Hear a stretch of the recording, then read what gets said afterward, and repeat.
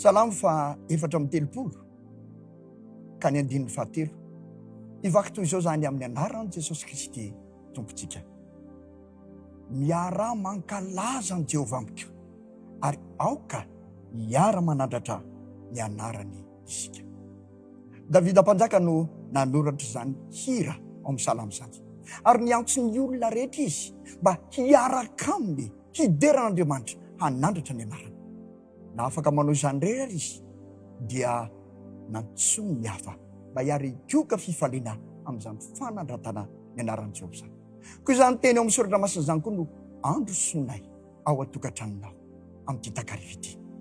Feno fifaliana ny fo ary feno haravona ny saina, mahafantatra sy mahatsapa fa tafaraka indray isika mianakavy amin'izao oro izao indrindra manerina n'ity vonontany ity hidera sy hankalaza an'Andriamanitra. Raro ny loatra raha manao izany sika satria Andriamanitra tsara sy mpanao tsara ny Andriamanitsika.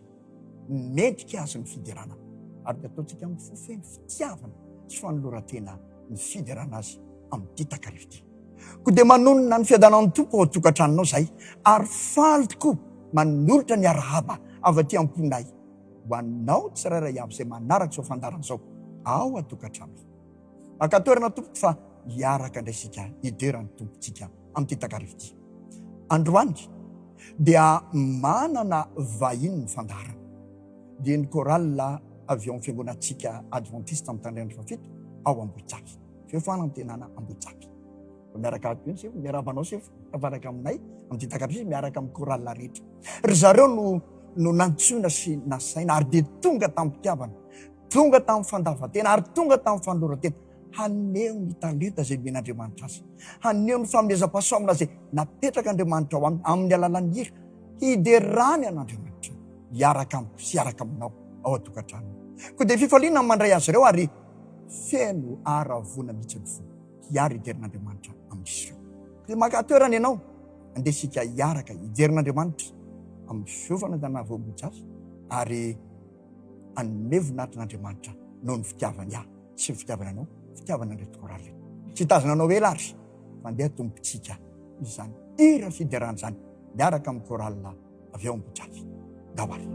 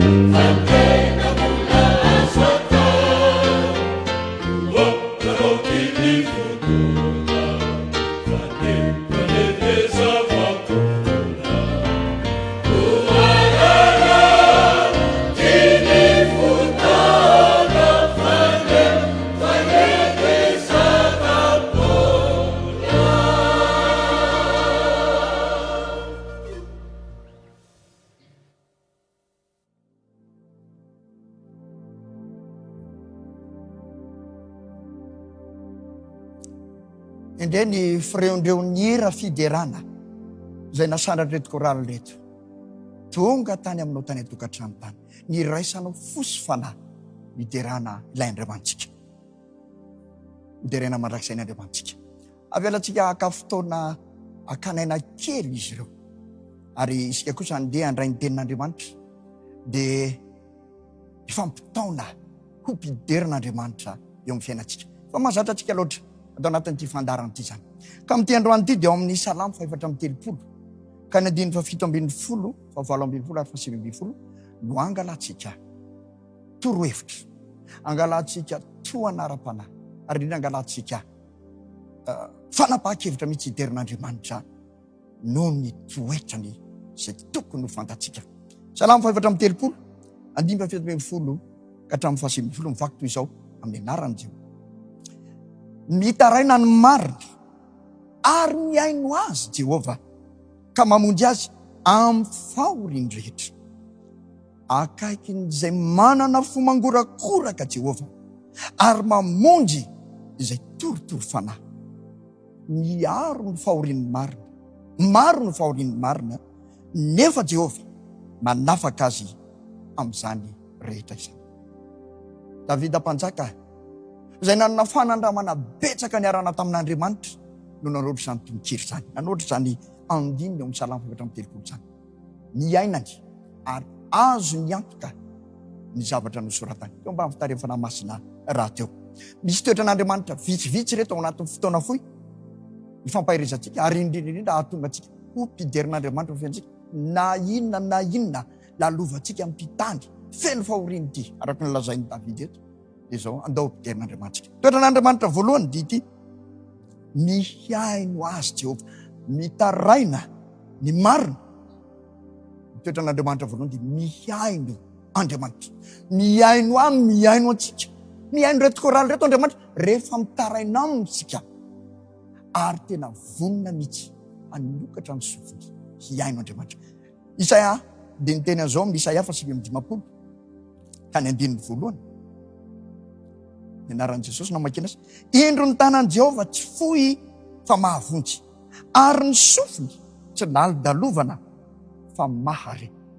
Mihaino Andriamantsika, mahare ny fitarainanao, mahare izay zavatra entinao anatrehan'ny Andriamantsika, manokatra ny sofiny hihaino anao ny Andriamantsika. Mendrika dia raina izy noho izany toetrany izany. Ny Andriamanitra ny jentilisa tsy mahare. Ny Andriamanitra ny zao tontolo izao dia ohatrany hoe vata-mankazo izy ny soratra masina. Fa ny Andriamantsika, Andriamanitra manatsofa, mahare ary mihaino. Ary tsy vitany hoe mihaino sy mahare fotsiny izy, fa mamonjy rehefa nandre ny fitarainan'ny marina, mamonjy amin'ny fahoriany rehetra.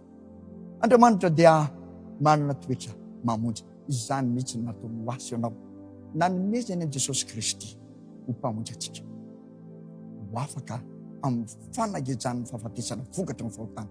Fa Andriamanitra koa mamonjy anao amin'ny fiainanao manokana, eo amin'ny fiainanao andavanandro amin'izao fotoana izao. Maro ny fijoroana vavolombelona nataon'ny olona, na atao amin'ny soratra masina izany, na izaho zany na ianao zany, manana fijoroana vavolombelona isika tamin'ny fitirin'Andriamanitra tsetra teo amin'ny fiainantsika, ny ainony atsika dia namonjeny atsika tamin'izany. Indray koa anefa Andriamanitra dia tsy mamaly atsika eto amin'izao fiainana izao. Tsy midika izany fa tsy miaino izy na tsy mamonjy, tia manomana atsika ho amin'ilay fiainana ho avy ilay Andriamanitra. Sika zany mandalo eto tsy voatery hoe tsy maintsy lamina foana rehefa miaraka amin'Andriamanitra, tsy maintsy mety foana, fa mety andalo asaliko fahafatesantsika, mandalo zavatsara tsika, ka na tsy azo tsika aza ny valiny ny famonjena ataon'Andriamanitra eto amin'izao fiainana izao, raha matoky azy tsika ny fiverenana Jesosy amin'ny rahaolanitra no tena famana ny olana rehetra eto amin'izao fiainana ary andresy ianao.